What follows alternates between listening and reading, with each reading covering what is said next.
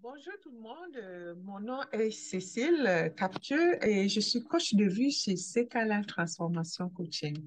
Je vais prendre un moment ici pour vous remercier tous. C'est vraiment génial. Je remercie tous ceux qui ont souscrit récemment à cette chaîne-là et je vous promets, on va avoir vraiment du fun ici. Et j'ai suffisamment de matériel pour vous. Donc voilà, c'est reparti. Je suis de retour aujourd'hui avec une vidéo sur le bien-être mental. Et vers la fin de la vidéo, je vais vous donner quelques petits conseils qui peuvent vous aider dans le cas où vous vous retrouvez parfois avec des émotions que vous n'aimez pas. Donc, ça dépend. Donc, vraiment, je vais essayer d'être aussi bref que possible parce que j'aimerais laisser ça un peu plus court, comme ça que je puisse produire des vidéos qui sont beaucoup plus instructives et qui sont vraiment comme court, ça ne prendra pas beaucoup de temps pour les regarder. Donc, ben voilà, j'imagine que ça vous fait plaisir et je suis vraiment contente de vous avoir. Merci du fond de cœur. Ça représente beaucoup pour moi. J'apprécie beaucoup votre support. Et je vous demande encore une autre faveur, s'il vous plaît. Si vous avez des amis ou des personnes qui sont proches de vous, que vous pensez que le contenu que je partage ici peut les aider en quelque sorte, écoutez, partagez, laissez-les souscrire aussi à la chaîne. Ils vont aussi en profiter comme tout le monde. Donc, merci encore et merci pour le support dans ce cheminement-là. Donc là, comme je vous ai dit tout à l'heure, on parle du bien-être mental. Donc, je vais commencer par une petite mise en situation. Imaginez-vous dans la situation suivante. Vous apprenez qu'une activité extraordinaire que vous aimez beaucoup est organisée à un centre communautaire qui est proche de chez vous et vous décidez d'y participer. Mais le jour prévu à votre arrivée, les responsables ont eu un contretemps et ont dû modifier légèrement l'ordre du déroulement du programme pour des raisons techniques. En apprenant la nouvelle, quelle sera votre réaction? Est-ce que vous serez déçu et fâché? Est-ce que vous allez vous emporter par la colère, commencer à regretter pour vous sentir mal ou bien dire que vous aurez perdu votre temps? Ou encore, est-ce que vous allez vous isoler dans un coin, attendre en gardant le plaisir et la joie anticipée? Ou encore, est-ce que vous allez vous dire, c'est pas grave, c'est qu'un retard, c'est pas une annulation. Je vais profiter du moment présent, je vais aller prendre de l'air. Peut-être que je peux socialiser aussi avec ceux qui attendent comme moi. C'est- Je pourrais peut-être me faire un ami. Donc, ça, c'est autant de possibilités de raisonnement qui vont vous entraîner à réagir différemment. Et la réaction que vous allez prendre, c'est ça qui va faire la différence dans vos ressentis du moment. Donc, et vous allez réagir à partir d'un certain état d'esprit selon la nature de vos pensées. Donc, et si on se recentre maintenant dans la santé mentale, l'Organisation mondiale de la santé nous dit en 2014 que la santé mentale est un état de bien-être qui nous permet de pouvoir réaliser notre potentiel, de faire face aux difficultés de la vie et de travailler avec succès de manière productive et être en mesure d'apporter une contribution dans la vie sociale. Et de l'autre côté, l'Agence de la santé publique du Canada nous dit en 2015 que les maladies mentales sont caractérisées par les altérations de la pensée, de l'humeur, du comportement associé à un état de détresse et de dysfonctionnement marqué. Donc, ceci revient à dire que quoi? On est bien quand on peut réaliser son potentiel, quand on peut faire face à tout ce que la vie nous déverse, et ou alors à être occupé à travailler avec succès de manière productive pour pouvoir apporter une contribution, même pas seulement à la vie sociale, mais à nous-mêmes, pouvoir nous développer, pouvoir nous donner l'opportunité de concentrer nos ressources personnelles. Ça veut dire quoi? Notre temps et notre énergie.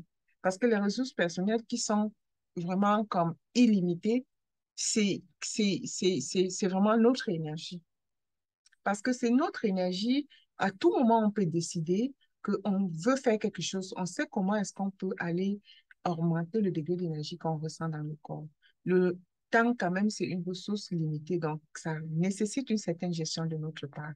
Donc, c'est ça. Donc, être en un état de santé mentale, c'est définitivement un état de bien-être qu'on peut accéder, on peut décider d'y accéder vraiment à volonté. Et quand on a des maladies, les maladies mentales sont généralement apparaissent dès qu'on commence à vivre dans un dysfonctionnement, on altère sa manière de penser. Altérer revient juste à dire que, au lieu de penser de manière à ce que ça nous aide peut-être à nous sentir bien, on s'engage à penser dans le sens qui nous détruit, qui nous pèse, ou bien qu'on s'engage à s'inquiéter, à être angoissé, ou alors à penser négativement, parce que c'est des formules de pensée, c'est les modèles de pensée qu'on adopte et qui nous vide carrément de notre énergie, qui nous rend indisciplinés et qui nous distrait pratiquement parce que tout n'a de valeur que si nous jugeons que ça a de la valeur pour nous. Donc, on peut avoir un air désintéressé de tout si on décide de vraiment, de ne même pas donner de l'importance ou de la valeur à ça. On peut décider de retirer notre attention. Et dès que nous retirons cette attention-là, c'est sûr que ça disparaît parce que à notre niveau, ça n'existe plus. Donc, c'est un peu ça que je voulais donner comme détail à ce niveau-là. Donc, être en santé mentalement est finalement lié à trois besoins fondamentaux qui sont quand même, donc, trois éléments qui sont comme des besoins fondamentaux de l'humain. Avoir un but et un sens de la vie. Ça veut dire quoi? Oser rêver comme lorsqu'on était enfant. Se faire des objectifs, aussi petits soient-ils. Parce que quand vous vous levez le matin, si vous n'avez pas un objectif, si vous n'avez pas un rêve pour cette journée-là, sincèrement, vos idées vont commencer à vous balader, à se balader un peu partout. Vous allez toujours penser à une amie et les 5 minutes qui suivent, vous allez voir que l'ami va vous appeler. Et l'ami aura certainement un programme parce que votre cerveau va aller chercher à s'occuper. Parce que le cerveau, ainsi, ne reste pas tranquille. Il travaille 24 heures sur 24, sauf le moment où vous dormez.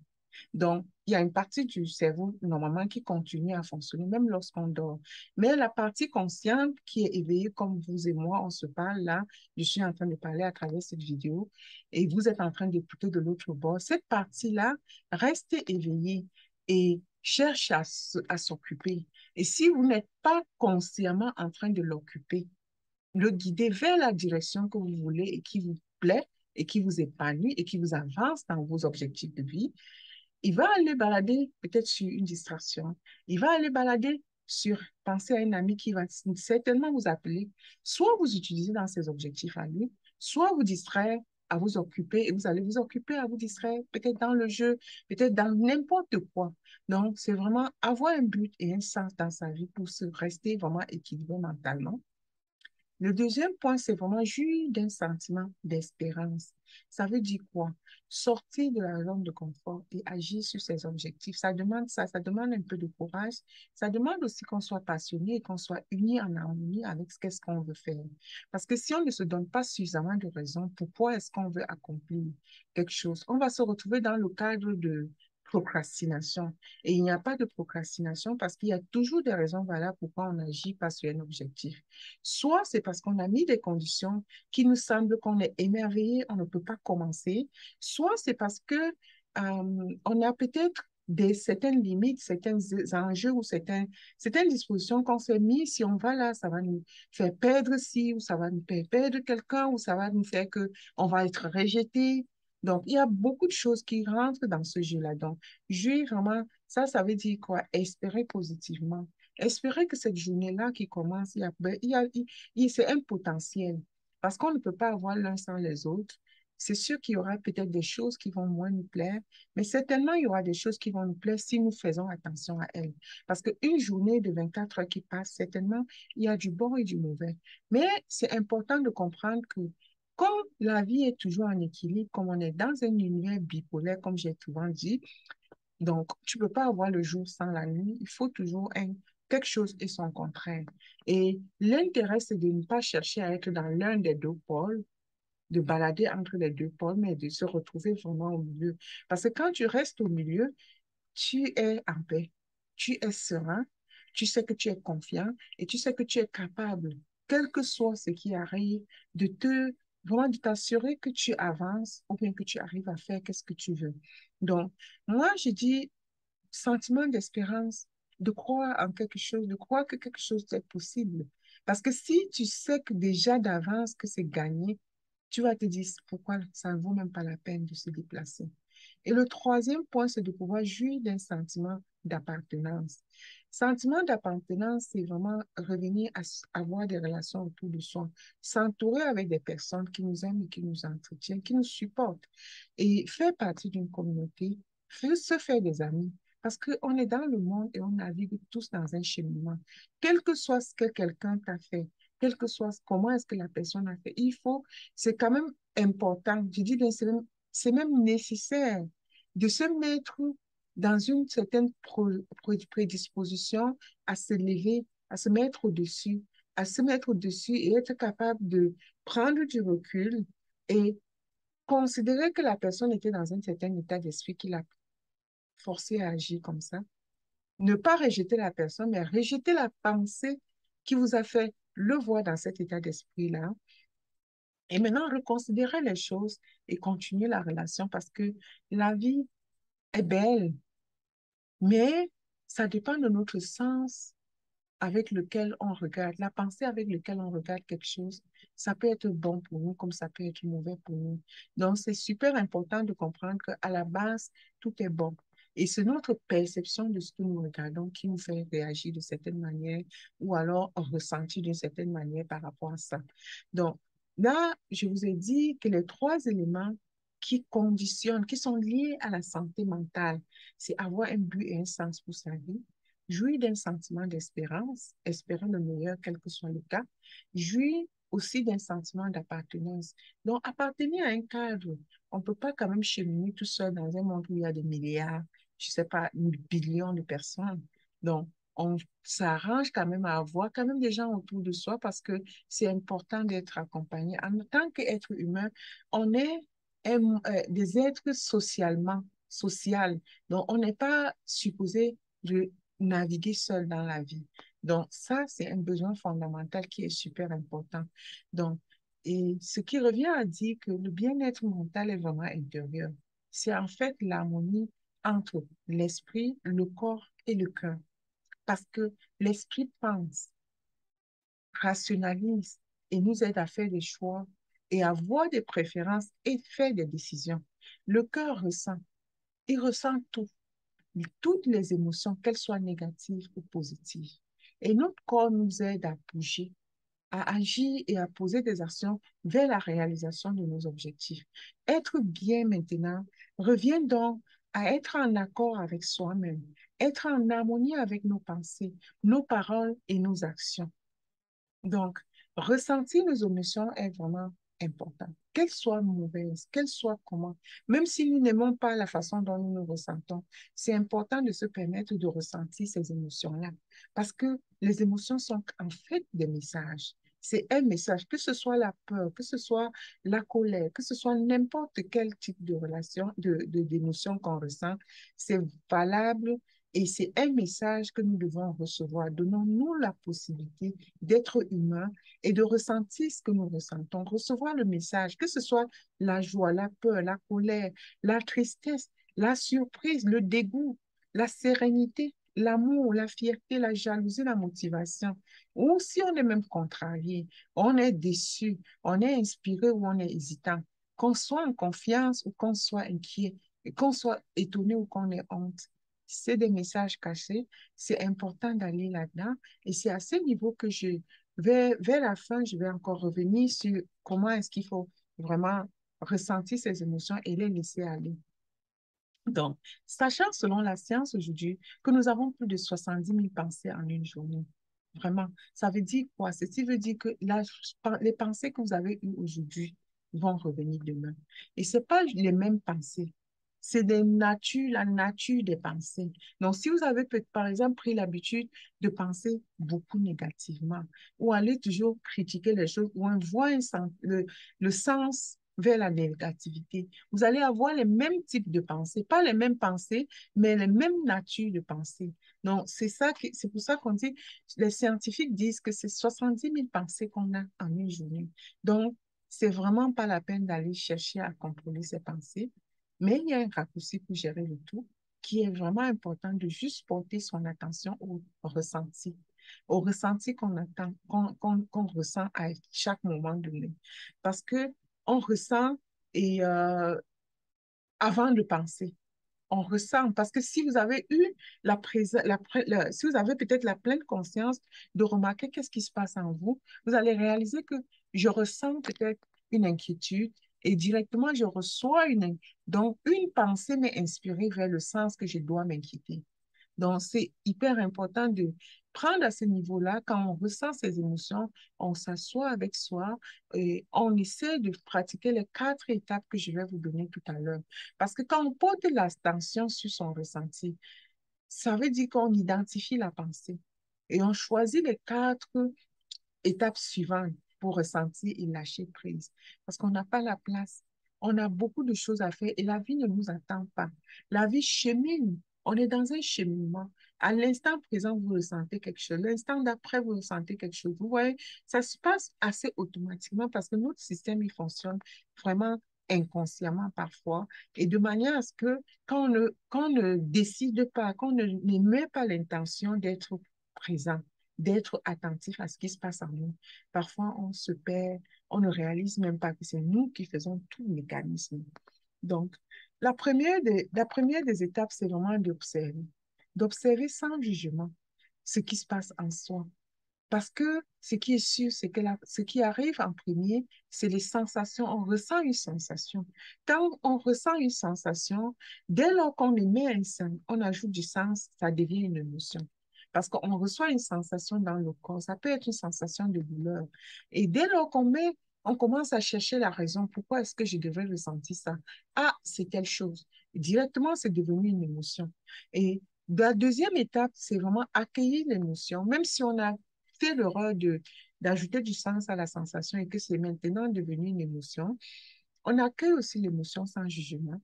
On peut nommer sans se forcer à ressentir autre chose. Donc, par exemple, je ressens de la peur. Je dis, OK, je ressens de la peur. Mais je ne cherche pas à ressentir la joie, à me forcer d'être en joie pendant que je ressens la peur. C'est un saut émotionnel trop grand. C'est important d'y aller doucement si on veut changer. Donc, on accueille l'émotion sans juger, on s'assoit avec son émotion et on accepte l'instant présent, accepte que ça nous apporte. On fait la paix parce que quand tu acceptes, maintenant on fait la paix avec le moment présent. On accepte que oui, d'une manière ou d'une autre, on a certainement participé en toute mesure que ce soit à cette émotion, à ce que le message que ça vient vous porter. Vous restez avec, vous vivez avec vous-même avec ce moment-là. Et après, maintenant, vous identifiez le ou les besoins. Pourquoi est-ce que ça se passe? Certainement, le besoin est ressenti parce que vous avez peur. Et si c'est parce que vous étiez en train de vouloir faire une action ou prendre une décision et que ça vous donne cette frayeur que vous transformez et que ça devient une peur, à ce moment-là, c'est le moment de pouvoir identifier et découvrir ce qu'on peut faire. Ce qu'on peut faire, si c'est quelque chose que vous voulez poser, un acte que vous voulez poser, c'est important de pouvoir rationaliser et consciemment choisir de satisfaire son besoin identifié. Si c'est peut-être, je vais prendre un exemple banal, s'il vous plaît, c'est juste pour blaguer. Donc, si peut-être, disons, supposons que je commence à faire un régime. Je commence à faire un régime dont je m'interdis, je me dis, je ne vais pas manger X, je ne vais pas manger Y. Et dès lors que je tombe en tentation, je vois ça et puis je prends ça et puis je consomme quelque chose que je me suis dit que je ne veux pas consommer. Directement, je commence à me sentir coupable de m'avoir trahi, d'avoir pas respecté. Oui, je vais ressentir, je vais identifier, je vais passer par les 4 étapes. À la quatrième étape, je vais me dire, oui, c'est correct, j'ai mangé, c'est pas grave. Peut-être c'est une erreur, peut-être c'est pas n'importe, c'est parce que je vais trouver des raisons, mais je vais faire la paix avec moi et laisser aller la culpabilité parce que la culpabilité ne va plus me permettre d'avancer. La culpabilité ne va pas me permettre de reprendre le régime là où je l'ai laissé. Donc, c'est vraiment choisir d'identifier, de satisfaire le besoin identifié en s'écoutant, être là pour soi, savoir qu'on est important pour soi, prendre conscience que c'est de notre responsabilité d'agir pour nous-mêmes, d'être là pour nous-mêmes, pratiquer de la compassion à ce moment-là pour nous et vraiment être là pour soi, être patient, être ce parent-là qu'on aurait souhaité avoir. Parce que quand on grandit, Les parents aussi, ils sont occupés, ils ont une vie comme nous. Ils vivent les mêmes choses que nous vivons, les défis que nous rencontrons dans notre tête là, juste gérer notre vie, notre personne. C'est la même chose, imaginez-vous que c'est le même schéma que tout le monde vit. Et donc, c'est important de pouvoir s'approprier certains outils comme ça et de gérer ça et de vraiment être plus facile à socialiser avec les autres, être plus facile à cheminer autour des autres parce que si vous avez une émotion comme ça, ce n'est que les émotions que nous gérons. Et après, quand on donne du sens, et après on commence à réagir, après ça devient autre chose, vraiment ça décale de tous les côtés. Donc c'est important de pouvoir se responsabiliser sur soi. Être maître de soi revient à vraiment se gérer émotionnellement et mentalement. Donc, voilà qu'est-ce que j'avais à partager avec vous ce soir dans cette vidéo. J'espère que ça va vous aider. Et même si une personne a trouvé pertinente, s'il vous plaît, faites-moi savoir. Faites aussi des suggestions sur des idées sur lesquelles vous aimeriez que je fasse des capsules vidéo. Ça me ferait plaisir. Et merci encore d'être ici dans ce cheminement avec moi. Votre présence ici vaut beaucoup pour moi. Merci infiniment. Et je vous aime. À la prochaine dans une autre capsule vidéo. Au revoir.